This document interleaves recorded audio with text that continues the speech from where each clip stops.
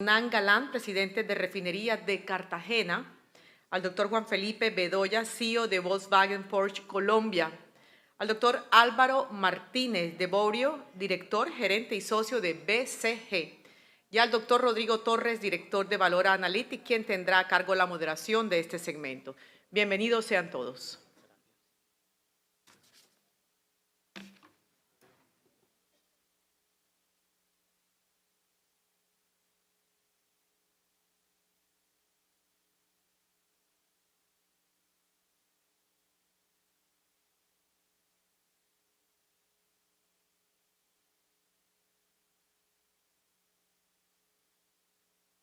Hola a todos, ¿cómo están? Buenas tardes. Bueno, me alegro que el salón esté bastante lleno para hacer la hora que es, para hacer un viernes además. Además porque ya estamos pensando en el check-in del vuelo para regresar a Bogotá o a la ciudad donde venimos. De nuevo, gracias a Naturgas, a la Andy, a sus equipos por habernos invitado, por estar repitiendo escenarios. Ya hemos estado aquí hace un tiempo hablando de hidrógeno. Hay muchas cosas por decir, pero siempre me gusta tener mucho contexto sobre lo que hablamos. Me gustaría empezar con ustedes en Reficar, Hernán, que nos puedan contar muy brevemente en qué andan. El proyecto de ustedes ya ha sido muy mencionado por nosotros en Valor Analítico, obviamente, en noticias, y en el sector se comenta mucho, pero actualízanos lo más reciente. Bueno, ustedes saben que el año pasado, en marzo, tuvimos el piloto y la producción de la primera molécula de hidrógeno verde. Y el tema es, ¿cuál es el requerimiento que tiene de hidrógeno la refinería? Y nosotros empezamos a madurar un proyecto de 10 millones de pies cúbicos día de hidrógeno gris, ante la necesidad de confiabilidad de la refinería. Y vino todo el debate de hidrógeno verde, y vino todo el debate de los colores de los hidrógenos, y nosotros pusimos el freno. Y al poner el freno es, ¿y por qué no lo hacemos verde? 10 millones de pies cúbicos días verde. Y eso viene con el tema de haber hecho el piloto y haber tenido toda la información y toda la data que nos dio absolutamente ese electrolizador. Tenemos los retos de producción de energía, de la potencia, de lo que hay que instalar, de la temperatura que tiene que tener el agua, de las características de secado que tienen que tener los electrolizadores. Y dijimos, ¿cuál es el futuro de la refinación? Entonces, cuando uno le preguntan a uno en qué están, la pregunta de fondo es ¿y cuál es el futuro de la refinación? Que es la gran pregunta que nos hacemos todos los días en Ecopetrol y en Refinería de Cartagena. Entonces uno dice, ya, hay que pasar ya a energías totalmente limpias.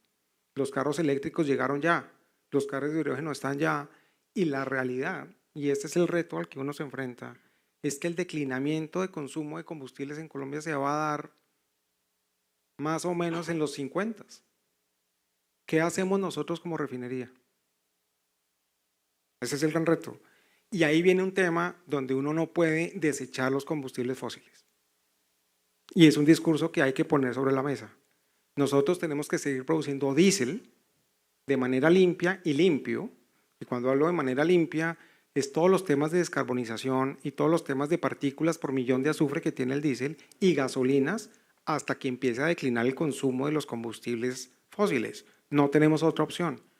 Y si la tuviéramos y tuviéramos la opción de apagar una refinería que se prendió en el 2015 y que tengo absolutamente que hacer toda la depreciación de todo lo que construí. Y lo que costó. Y lo que costó. Y lo que costó, bueno, eso sin hablar absolutamente del laudo y lo que estamos cobrando, que eso es otro tema. Sí. Pero finalmente no puedo yo apagarla porque alguien va a importar los combustibles fósiles de otro lado. O sea, no es una opción. Si yo lo puedo hacer de una forma mucho más eficiente y económica y puedo controlar, hacerlos de manera limpia, prefiero hacerlo de manera limpia.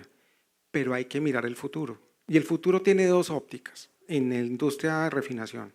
Petroquímica, porque hidrocarburos vamos a seguir teniendo y vamos a tener que poder producir absolutamente los aromáticos, los petroquímicos para producir plásticos, etcétera, etcétera. Pero ¿cuándo vamos a meter la pata para el nuevo hidrógeno? Y ese es como el tema. Claro, vieron que en Barranca Bermeja, que es lo que han hablado estos días, y nosotros estamos madurando 2 proyectos de hidrógeno. Hoy pues estaban haciendo la claridad de que no hablemos de bajas emisiones.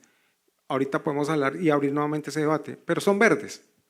Finalmente queremos ir absolutamente de hacerlo verde y ahí es donde finalmente, si bien tuvimos un piloto, cuando lo quiere uno hacer ya de manera industrial y son 10 millones de pies cúbicos día, pues la hoja de retos es enorme.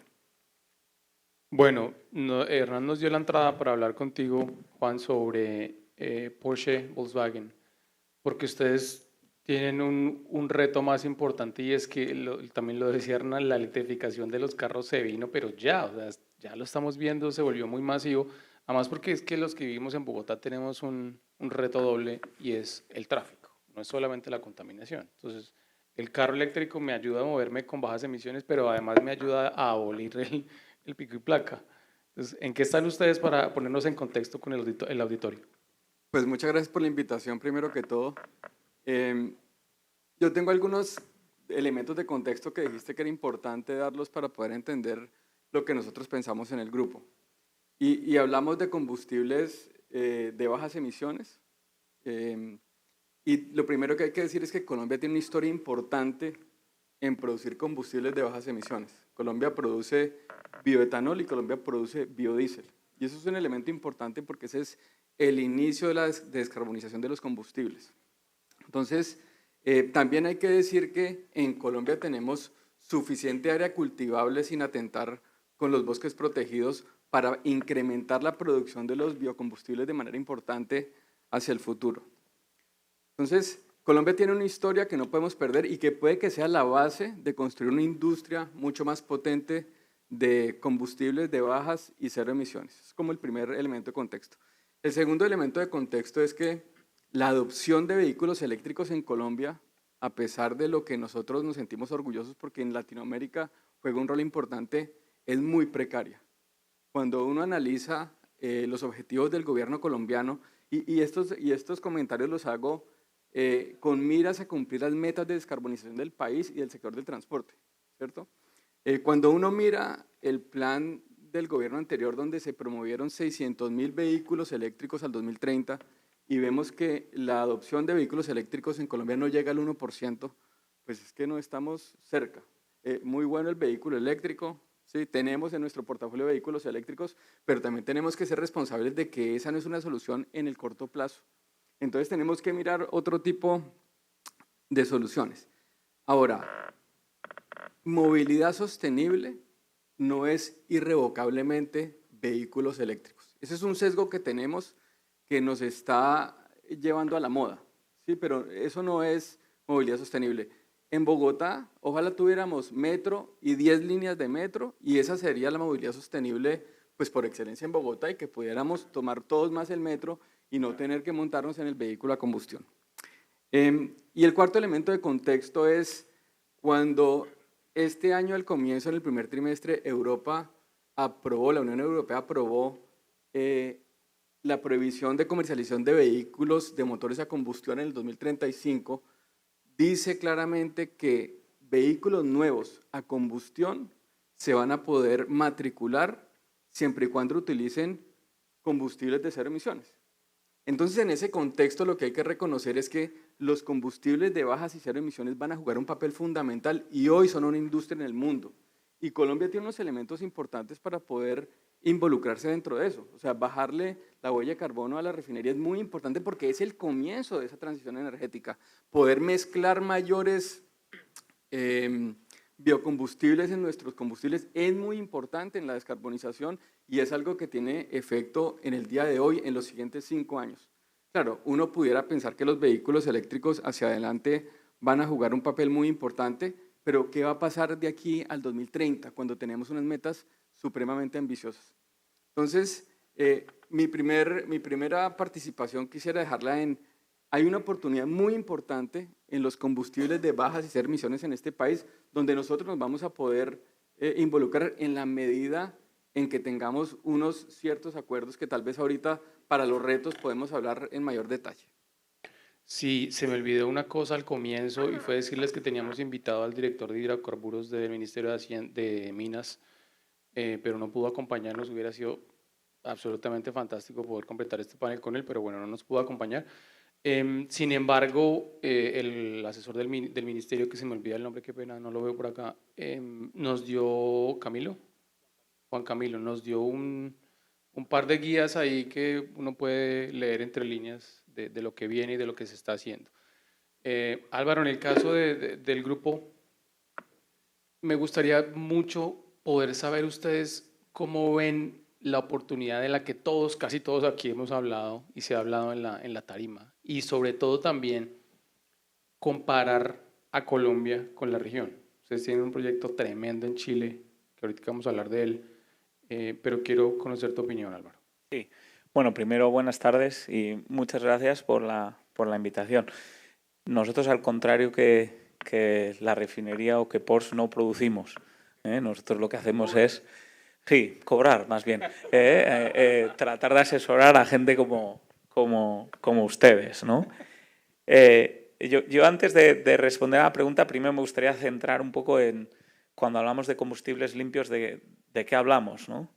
Efectivamente, por un lado tenemos los métodos de almacenamiento basados en la pila, es decir, vehículo eléctrico, etcétera, y luego tenemos lo que se llaman los otros combustibles limpios, que a su vez está todo el grupo de biocombustibles, como decía Juan Felipe, todos los combustibles basados en procesos biológicos, y los combustibles derivados del hidrógeno, mejor dicho, derivados de la electricidad, ¿no?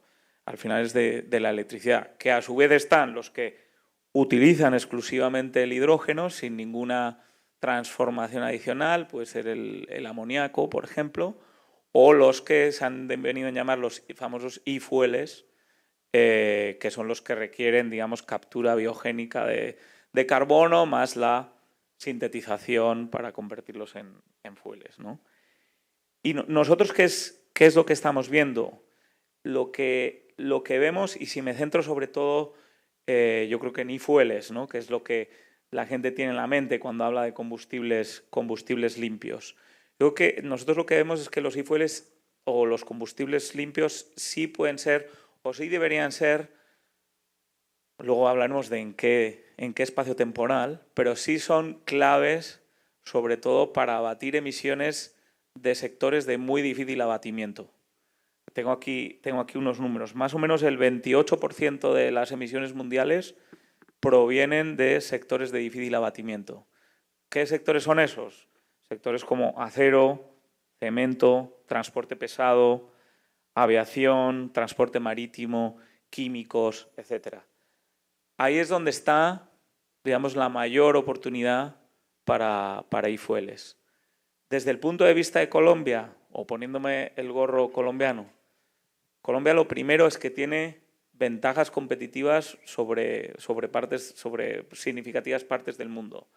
Primero, tiene la posibilidad de producción de renovables a escala y bajo costo, como lo estamos viendo. Y también tiene fundamentalmente la posibilidad de captura de CO2 biogénico, digamos, en condiciones muy favorables. Me decías, comparado con el resto de la región, digamos, todo lo que tiene que ver con esa captura biogénica, probablemente Colombia solo es comparable con Brasil.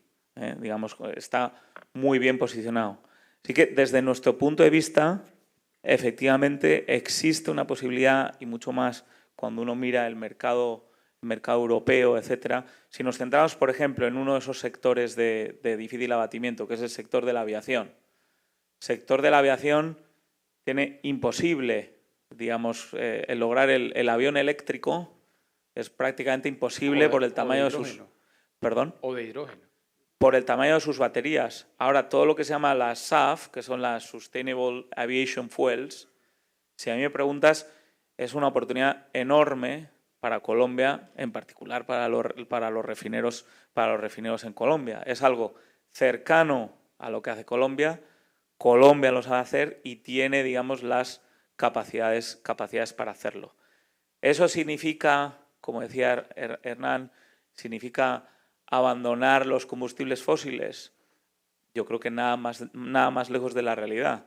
Lo que significa es abrirse nuevas oportunidades en un sector poco explorado y que, digamos, por regulación, la Unión Europea ha establecido que en el año 2000, me parece que es en el año 2050 o 40, no estoy seguro, ahora lo lo rechequeo, básicamente casi el 40% del combustible de aviones tiene que provenir de aviones, tiene que provenir de combustibles sostenibles, ¿no? Sí. Que son lo que llamamos el e-queroseno, ¿no? Ese reto de la industria aeronáutica es enorme, enorme porque realmente, a diferencia de lo que pasa con los carros, que ya están migrando hacia otras tecnologías, los aviones no tienen otra opción sino usar jet fuel, no tienen otra opción por ahora. Pero hay muchos retos para poder producir SAF, por ejemplo, en América Latina. Que yo sepa, solamente Paraguay está haciendo algo. Ahorita quiero que hablemos de eso un poco, Hernán. Ok. Pero quería preguntarte de nuevo sobre la producción interna de ustedes. ¿Qué ha pasado recientemente con ese piloto? ¿Cómo ha evolucionado el tema? Y también he visto muchas de las presentaciones en estas horas anteriores del potencial exportador. ¿Ustedes creen que hay potencial para que ustedes en particular puedan hacer algo más allá de producción interna, sino ponerlo en mercados externos? Voy a entrar un poco en SAF. Nosotros, por ejemplo, estamos haciendo las pruebas para hacer absolutamente las mezclas de SAF. Ahora, tenemos que tener marco regulatorio y tenemos que mirar hasta cuál es el porcentaje de mezcla. E hicimos diésel reconstituido el año pasado, una prueba exitosa, que es otra cosa que colocar aceite de palma crudo en el diésel en nuestras hidrotratadoras, y fue exitoso. Tenemos que obviamente entrar a que cada vez que uno pueda hacer estos temas, pues lo que está logrando es hacer combustibles más limpios, de origen fósil, naturalmente. Piloto de hidrógeno verde.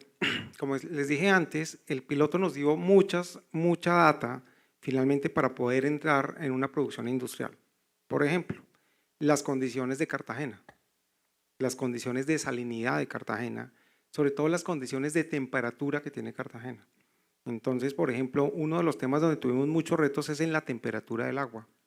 El agua, antes de entrar a los electrolizadores, tiene que tener un tratamiento especial, pero el tema de la temperatura 25, 35 grados en Cartagena, tenemos que tener necesariamente unos temas de enfriamiento para poderlo entrar. También tuvimos unos retos importantes en el secado del hidrógeno. De manera que esos retos están, y finalmente lo que estamos es recogiendo esas experiencias para poderlas recoger para ya hacer la producción industrial de los 10 millones de pies cúbicos día que tenemos como meta. Primer tema. Segundo, ¿y cuánto hidrógeno vamos a consumir? Y esa es la gran pregunta. Nosotros, digamos que nosotros producimos hoy 100 millones de pies cúbicos día en 2 unidades en la refinería. Hidrógeno obviamente gris, descomponer el gas natural. Nosotros estamos pensando en producir 10, pero la refinería puede requerir 5 a 6 millones. La pregunta es, ¿por qué no producen lo que van a consumir? No, lo que queremos es crear mercado. Y aquí viene como un tema importante.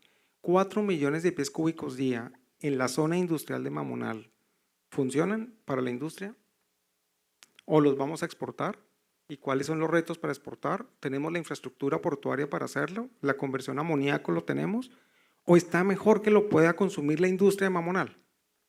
Y obviamente uno está hablando de sector transporte, pero también podemos hablar de una industria que es muy consumidora para temas, por ejemplo, de montacargas. ¿Por qué no usarlos? O para transporte marítimo, no lo sé. Pero lo cierto es que si uno no está acercando y creando la demanda, nos vamos a quedar con 4 millones de pies cúbicos día que va a consumir la refinería. Que esa es otra de las ventajas. Si quieren yo lo consumo, pero ¿a qué costo? Hoy estaban hablando de a nosotros más o menos producir 1 kilo de hidrógeno gris es $1. Ahorita estaban hablando de que el verde puede estar en cuánto. Eso es otros temas, pero si estamos en 7 y va subiendo con todos los problemas que tenemos, 7, 5, 8 y llegamos a $9, 900% más de pagar 1 kilo de hidrógeno no es nuestra intención, porque igual tengo que ser rentable. Entonces la pregunta es, hay que crear y finalmente apostarle, y que es parte de lo que logran estos conversatorios, los clústeres. Necesariamente la región Caribe, la región de Cartagena es un tema idóneo para crear el clúster. Y fíjense ustedes la apuesta que hizo Ecopetrol, la apuesta de los Econova. El carro, el Mirai que está ahí, es parte del Econova. Tenemos absolutamente paneles solares generando energía para entregar a una hidrogenera en el Econova que tenemos el Mamonal, para obtener la hidrolinera. ¿Para qué? un centro de investigación abierta que montó Ecopetrol solo para hidrógeno, basado principalmente en hidrógeno. ¿Y en qué consiste? En juntar empresarios y centros de pensamiento para generar innovación, que era como uno de los temas que dejaron en el reto del panel anterior. ¿Qué necesidad tiene una empresa que está al mamonal de mirar si puede cambiar su combustible de hidrógeno? ¿Es útil? Pruébelo, páguele a los investigadores, a los innovadores para que entren en el centro de innovación, que es una red abierta conectada con Europa, para mirar si finalmente sí le funciona ese tema y desarrollarlo.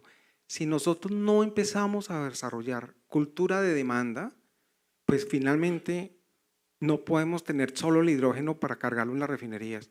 Y creo que antes de pensar en exportarlo, porque ahí viene el otro reto de fletes, ¿no? Porque Chile competitivo, pero ¿cuánto le vale llevar el hidrógeno de Chile a China o cuánto le cuesta llevarlo a Australia a China?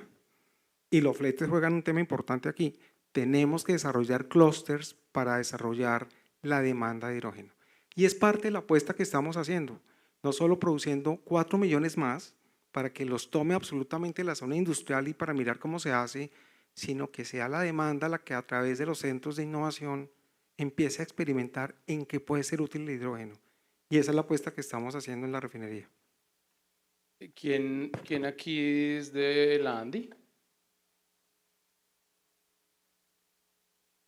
Yo no quería ponerles más trabajo, pero Hernán les acaba de poner una tarea tremendamente importante y es el clúster de industria para ver si hay demanda o no hay demanda. Ese es un muy buen punto porque lo dijo Darío, no sé si Darío de PM está por aquí, lo dijo en la conferencia muy clarito esta mañana, bueno, hace un rato, los números no dan.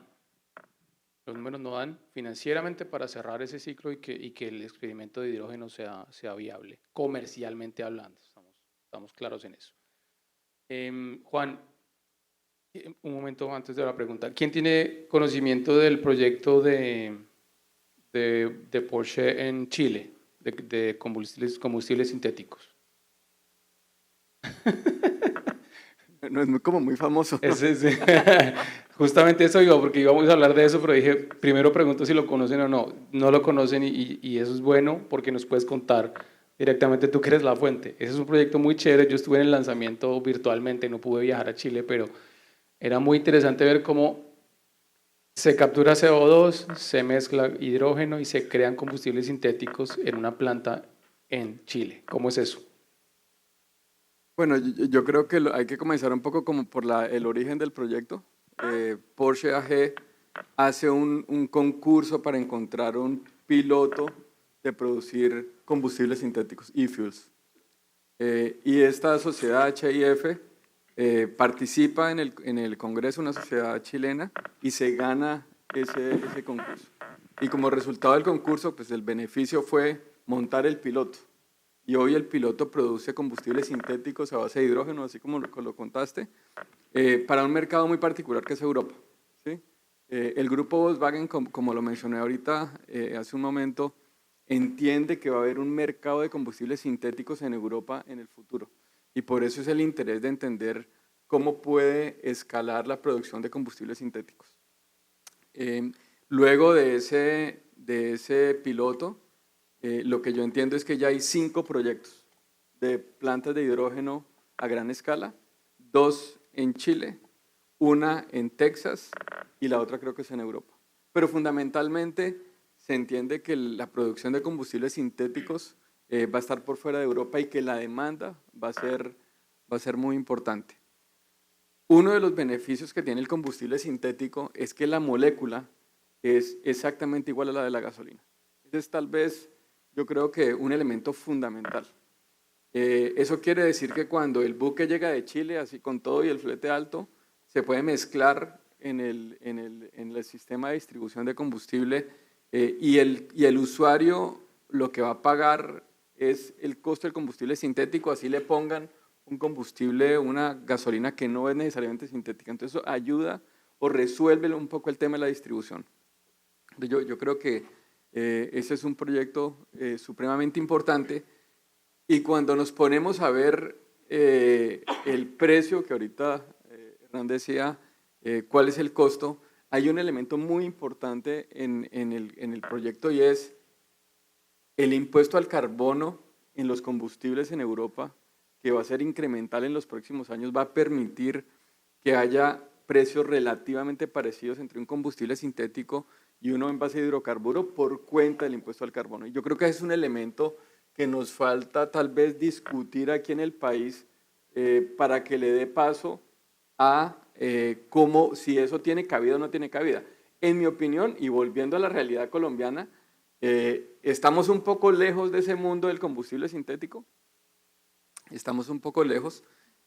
Un proyecto, una planta de combustible sintético puede estar alrededor de $1.500 millones. $1.500 millones, una de las plantas. Y requiere un elemento que en Colombia aún no se ha resuelto, y es que, hasta donde yo entiendo, no es mi campo, la energía en Colombia se transa en pesos colombianos. Esos proyectos requieren que la trazabilidad de la energía sea en dólares para que el proyecto cierre. ¿Sí? Yo lo hablé con ellos y ellos dijeron, porque yo pregunté por Colombia, yo siempre llego y pregunto por Colombia, bueno, ¿y Colombia qué?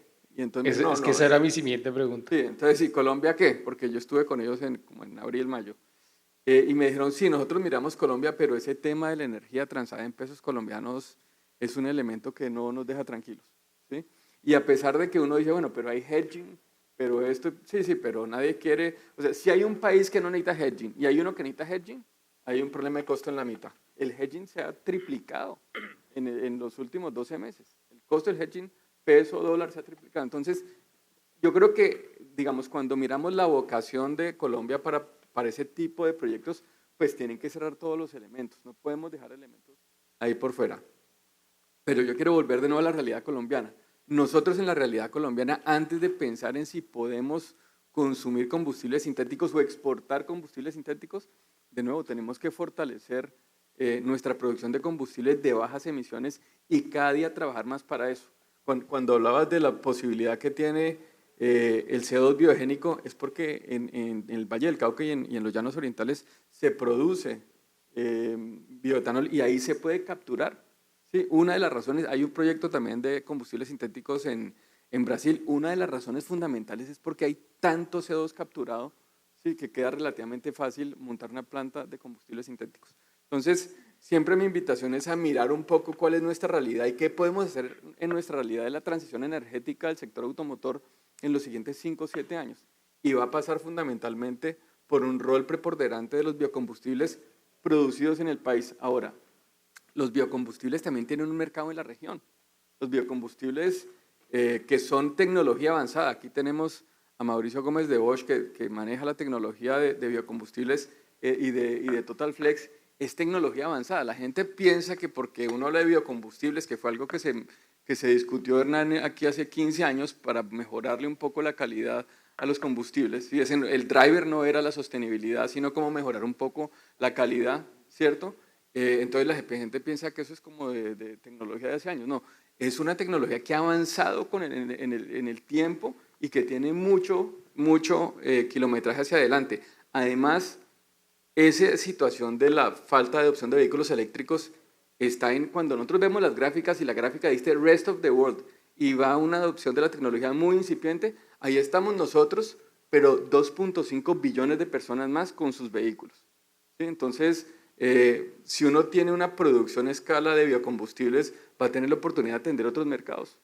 Entonces, hay que volver a pensar, y es muy importante pensar en el futuro, como decía Hernán, mirar elementos de innovación, qué se puede hacer, pero también aterrizarnos en que las metas de descarbonización de nuestro país están a la vuelta de la esquina, lo decían en el panel anterior. Karen lo decía, 7 años es muy poquito. Ok, pero tenemos que hacer algo, ¿no? En la mitad del camino, no podemos esperar a que la cosa se resuelva sola. Sí, uno piensa en, uy, no, las metas son las 2030, falta un montón. Pero pues ya diciembre está aquí nomás, diciembre con su alegría llegó y el 24 está listo en la vuelta a la esquina en 2 meses. Quería recordar, yo aquí estuve buscando la noticia cuando reportamos en Valor Analytic el piloto de hidrógeno verde en Chile de ustedes, eso fue el 10 de septiembre de 2021, hace 2 años se lanzó. Y tenía una pregunta adicional muy corta, Juan. ¿Esa inversión tendría que ser privada o podría ser pública? crear un piloto de este tipo como el que ustedes hicieron en Chile, en Colombia? Yo no puedo responder esa pregunta completamente, pero yo pienso que puede ser una alianza público-privada, alguna cosa de ese tipo. Aquí hay muchos inversionistas. Volkswagen no es el único inversionista, es una sociedad en la cual participan unos. Entiendo que Siemens también tiene una relación y una parte importante. Entonces, hay que encontrar la solución. Volkswagen evidentemente quiere seguir invirtiendo en combustibles sintéticos. Hoy la prioridad no es Colombia, la prioridad está en otros continentes y en otras regiones, en Chile evidentemente, pero yo creo que hay cabida para discutir ese tipo de cosas. Ahí tienes un socio sentado al lado, pues de pronto. Sí, para otro tipo de proyectos también. Sí, para otros sí. Bueno, Álvaro, en el caso del grupo ustedes, me gustaría conocer la opinión de ustedes sobre regulación, porque es un clamor del sector tener regulación. Hay muy pocos avances. De nuevo, ahorita el Ministerio de Minas nos dijo que están estudiándose algunos avances y demás, pero en realidad es que tenemos poca teoría, poca literatura para poder avanzar. ¿Qué se recomienda? ¿Qué recomendarían ustedes en temas de regulación para poder arrancar? A ver, bueno, vaya por delante que no soy experto regulatorio, pero yo lo que diría, y volviendo un poco a lo que acaba de decir Juan Felipe, no ha habido, yo diría, desarrollo tecnológico en la historia de la humanidad que haya ocurrido sin apoyo público. No ha existido. Hoy estamos en 2023, el tema de las renovables para todos es una cosa ya, ¿no? TRL9, etcétera. Yo recuerdo al principio de esta década, cuando fundamentalmente en Europa se empezó a apostar por las energías renovables y se hizo fundamentalmente con apoyo público. Si ustedes recuerdan, creo que fue el año pasado, hace 2 años se aprobó el IRA en Estados Unidos, el Inflation Reduction Act, que no es más que, en el fondo, enmascara, debajo de ese título tan rimbombante, un montón de apoyo público también hacia estas nuevas tecnologías. El paquete de apoyo contra el COVID de la Unión Europea, además de $1.000 millones de 1.000 millones de euros, también está fundamentalmente destinado a este tipo de cosas. Con eso lo que quiero decir es que para el desarrollo de este tipo de tecnologías no es tan importante la regulación, que esa acaba llegando, como sobre todo la decisión de apoyar con incentivos fiscales, con iniciativas público-privadas, con el desarrollo de mercados de carbono, etcétera, este tipo de iniciativas. Lo decía antes Hernán, es muy difícil que cualquier compañía privada o semiprivada o no sé cómo, o compañía que está centrada en generar un beneficio y una rentabilidad, que se lance a la piscina si no tiene ningún tipo de seguridad de poder recuperar de alguna manera su inversión. Con lo cual yo reformularía la pregunta más bien hacia qué es lo que es necesario para que estas tecnologías acaben siendo tecnologías rentables. Y no solo tecnologías, yo creo que en este mundo muchas veces nos centramos en la tecnología pura y hablamos mucho de la tecnología del electrolizador, hablamos mucho del Fischer-Tropsch para sintetizar los combustibles, etcétera. Yo creo que a veces nos olvidamos de la magnitud de los elementos básicos que se necesita para cumplir con algún tema de estos. Solo unos números. O sea, para hacer entre 1 y 1,5 toneladas, millones de toneladas al año de combustibles sintéticos, uno necesita entre 5 y 9 gigavatios de renovables. Estamos hablando entre 5 y 9 gigavatios de renovables. Creo que eso se nos olvida el reto que supone cuando hablamos de hidrógeno, cuando hablamos de combustibles líquidos. Es decir, hidrógeno, combustibles de este estilo sin renovables, sencillamente no existen. Por recordarlo, hoy Colombia creo que tiene 300 megas de renovables. Algo más, porque Ecopetrol tiene 300 en varias plantas, pero digamos, En servicio para el consumidor final, básicamente tiene prácticamente nada de renovables. El reto gigante para cumplir con las metas de hidrógeno pasa por un reto no menor, que es el reto de instalación de renovables. Y eso, a su vez, requiere de apoyo público y también de la generación de ecosistemas, digamos, de proveedores, etcétera. Hoy no existen en Colombia compañías especializadas, proveedoras de energía renovable, por ejemplo. La construcción, digamos, un caso que conozco bien, por el acento se habrán dado cuenta, aunque llevo 10 años en Colombia, que soy español y conozco bien ese caso. El mundo renovable en España consiguió construir alrededor una industria de renovables potente. Es decir, construcción de aerogeneradores, proveedores, etcétera. Yo lo que animo es a construir ese tipo de industria alrededor. A veces creo que hablamos mucho del sueño del hidrógeno. A mí lo que me gusta es también aterrizarlo en qué necesitamos para que llegue ese sueño. Y lo primero es, efectivamente, la instalación de renovables, ¿no? Sí, No sé si contesté a la pregunta, pero... Sí, pero además me diste otro par de ideas que quería comentar. El apoyo gubernamental es importante, es cierto. Lo que pasa es que yo veo una cosa en contra acá, perdonen que voy a editorializar, pero el presupuesto de Colombia tiene una inflexibilidad muy grande. Pagamos pensiones muy altas y la reforma pensional pasa como está presentada, ese rubro de pensiones se va a disparar mucho más.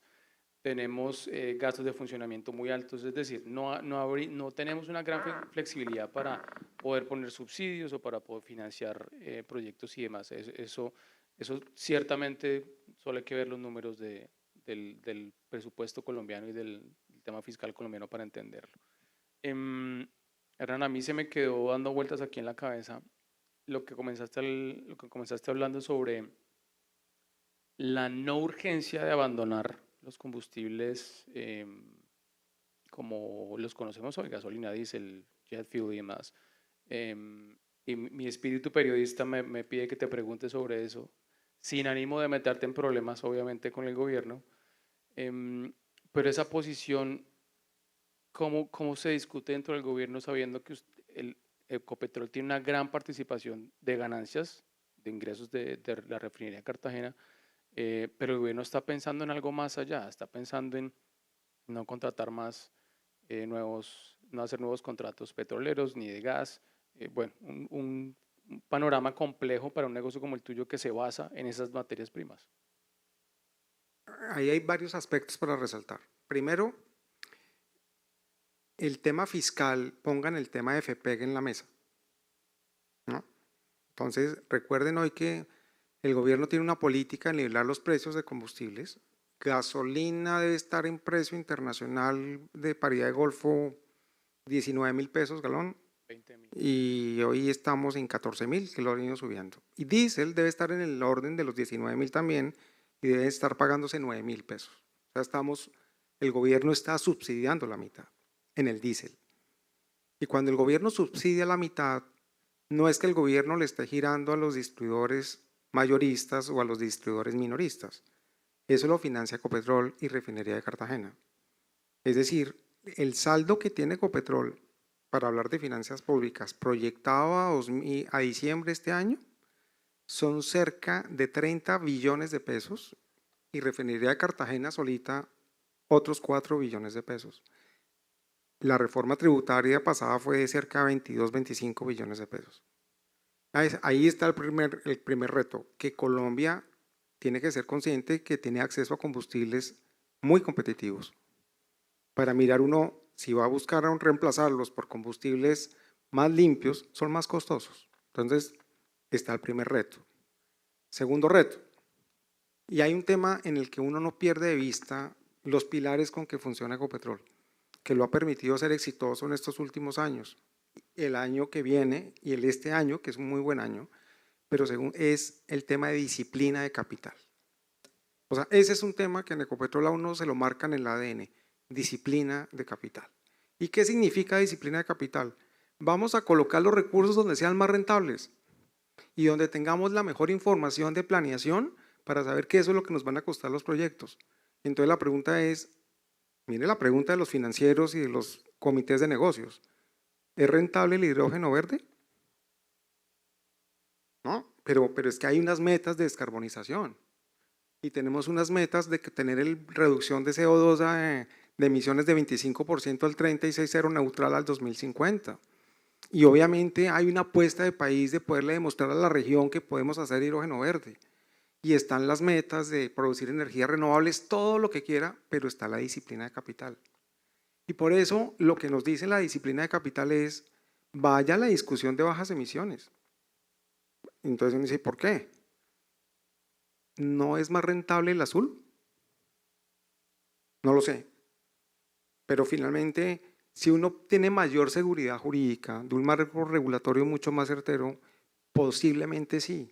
Entonces, ¿por qué financieros, disciplina de capital, no hace azul? Si ya tiene 2 unidades que le producen 100 millones de cúbicos día, ¿por qué no 50 millones de azul? Y tiene absolutamente un tema de captura en algún pozo abandonado en Colombia del CO2. Esos son los retos que uno tiene que poner, pero no le olviden que Ecopetrol, Grupo Ecopetrol, es una empresa estatal. El 89% de las acciones de Ecopetrol son del gobierno, que tiene absolutamente una política pública. Y Ecopetrol no puede ser inferior a ese reto. Refinería de Cartagena no puede ser inferior a ese reto.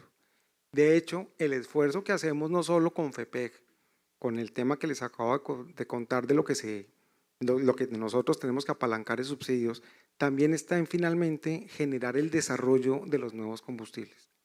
Y eso es un tema de política. Y ese tema de política no se puede valorar para los temas de disciplina de capital exclusivamente con valores presentes netos y con un WACC razonable, sino que tiene que valorarse con un tema de transición energética.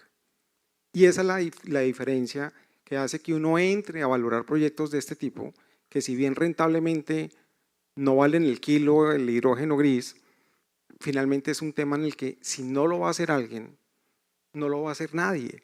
Y finalmente nosotros entendemos que es el compromiso que está haciendo Grupo, y por eso los 2 proyectos en Barranca y Cartagena, es precisamente para apostarle absolutamente a que vea Colombia todo el potencial, que lo dicen todos, el potencial de energía, la radiación, los vientos, el tema del puerto de Cartagena, la facilidad que tenemos de los mercados, todo eso está clarísimo, pero hay que hacerlo. Y ese es como el tema, hay que hacerlo y eso es lo que nosotros estamos empeñados. Pero me faltó la mitad de la pregunta. El tema de la transición sin combustibles. Claro, pero fíjese que usted planteó la pregunta como que no es que sea un problema para nosotros hacerlo, no sé si fue en esos mismos términos, pero es la necesidad que tiene la demanda del país. O sea, nosotros tenemos que seguir produciendo combustibles. O sea, no hay posibilidad de apagar las refinerías. Tenemos que seguir produciendo diésel. Mire, este país que es excedentario en diésel, no en gasolinas. En gasolina estamos importando cerca de 12 a 14 mil barriles día de gasolinas, pero en diésel somos excedentarios. Los bienes que transporta este país y que se intercambia del sur al norte, oriente, occidente, son en mulas y tractomulas y en camiones. Aquí desafortunadamente el sistema ferroviario no existe para el transporte de esos bienes, el tema del transporte fluvial tampoco existe, finalmente todo es con mulas y camiones que usan diésel. Nosotros tenemos que seguir produciendo diésel porque es el combustible que mueve a Colombia y esa es una realidad. Entonces el reto es producirlo de manera limpia, descarbonizando la operación y que sea un diésel muy limpio. Y ahí vienen los problemas de alcance 3. Nosotros en la refinería producimos diésel, hemos sacado diésel con menos de 5 partes por millón de contenido de azufre. O sea, un diésel de una calidad extrema. La pregunta es si los que tienen los motores están reparados para poder tener la combustión necesaria para no contaminar. Claro, esa responsabilidad no la van a colocar a los que somos productores, pero es una discusión de país. ¿A dónde quiere llegar el país? ¿Cómo quiere descarbonizar y cuál es el esfuerzo que tiene que hacer toda la cadena? Es la gran pregunta. Mire, yo estuve en un foro celebrando el Sistema Ambiental Nacional, que cumplió 30 años, y estábamos con personas del Ministerio de Ambiente, de la ANLA, etcétera, etcétera, y había magistrados del Consejo de Estado, auxiliares. Y entonces el debate era, mire cómo el Consejo de Estado ha logrado suspender provisionalmente licencias ambientales.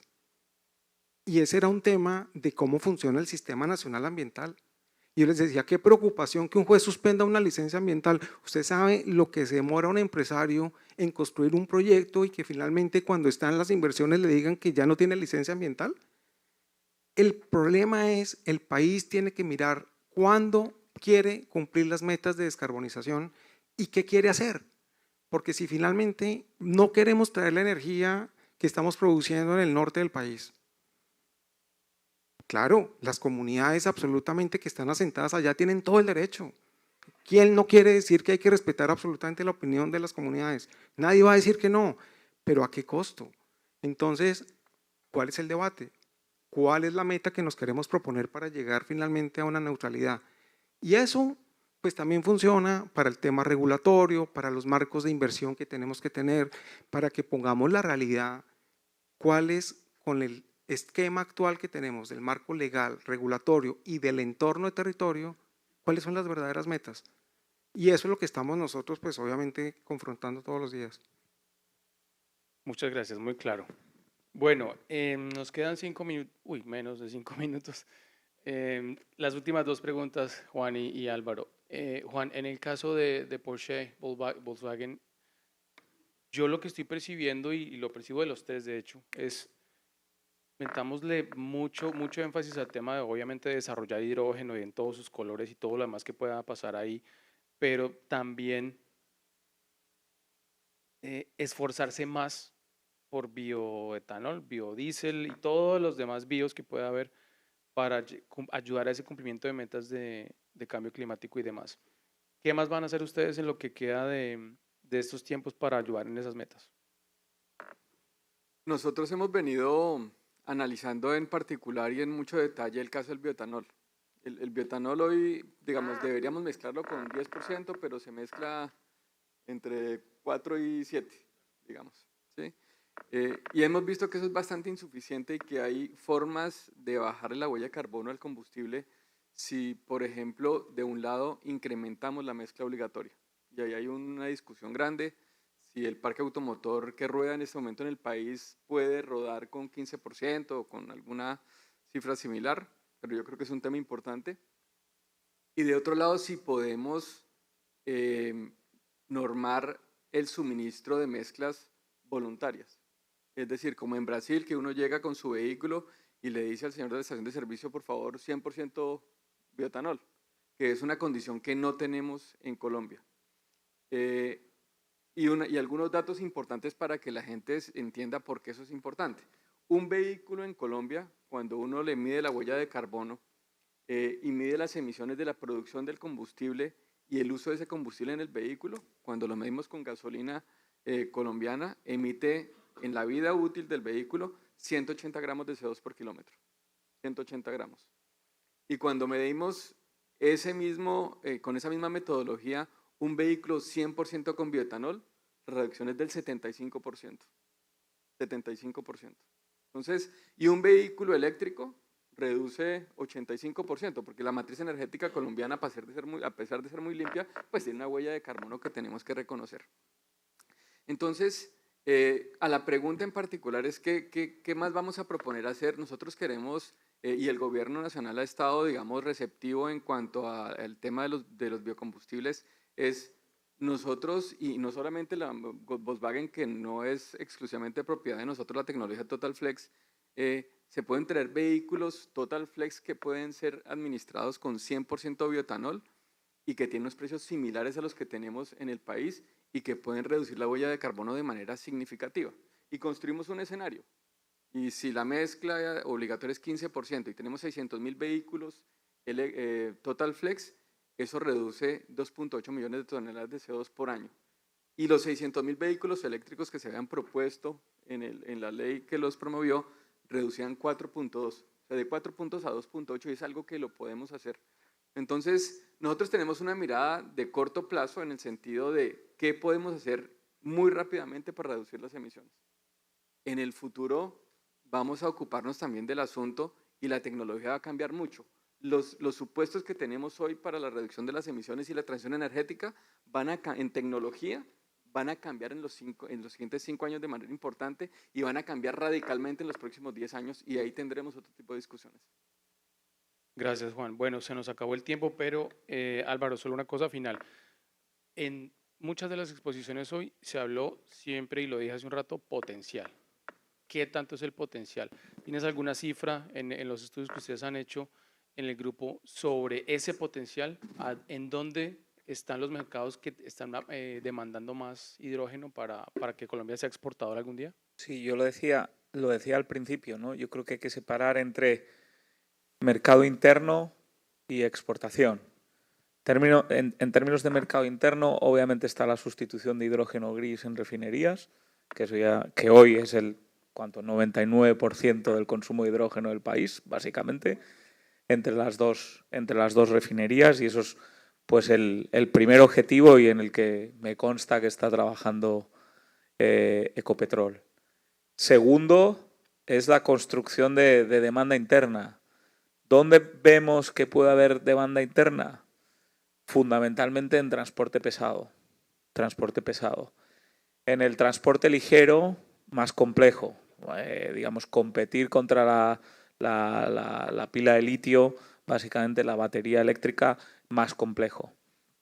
Ahí habrá que ver, pero es verdad, no tengo una cifra específica. Sí es verdad que podría llegar a ser un mercado significativo en transporte pesado en Colombia más hacia 2040, 2050. En términos de exportación, yo creo que hay volviendo a lo que decía al principio, digamos, hay 3 segmentos relevantes que Colombia puede capturar. Uno es el transporte marítimo, con el tema de amoníaco. Obviamente, el tema de amoníaco hay que tratar bien, digamos, hay que asegurar el tema de las emisiones. Digamos, porque cuando hablamos de combustibles limpios, la realidad es que el amoníaco genera, digamos, los gases NX que no son tan limpios, con lo cual ahí hay que asegurar que los barcos cuentan con la tecnología adecuada para no emitir esos gases. Y fundamentalmente, yo donde veo una gran oportunidad es sobre todo en el tema de SAF.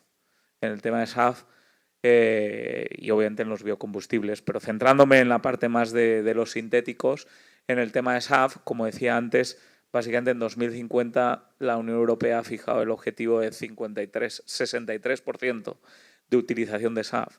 Eso es una cifra gigante. Estamos hablando de muchos millones de toneladas que Colombia está en disposición, yo diría, privilegiada para poder capturar, pero estamos hablando mitad de este siglo, ¿no? Si hablamos en 2030, ahí estamos hablando de un 3% más o menos de la demanda actual de queroseno. Bueno, yo me quedaría un ratico más, pero se nos acabó el tiempo. Muchas gracias a los 3. De nuevo, gracias a la Andy y a Naturgas por la invitación. Y nunca pierdo la oportunidad de decirles que si quieren estar bien informados sobre economía y negocios, visiten www.valoranalytic.com. De nuevo, gracias por la invitación. Muchísimas gracias, señor panelista. Y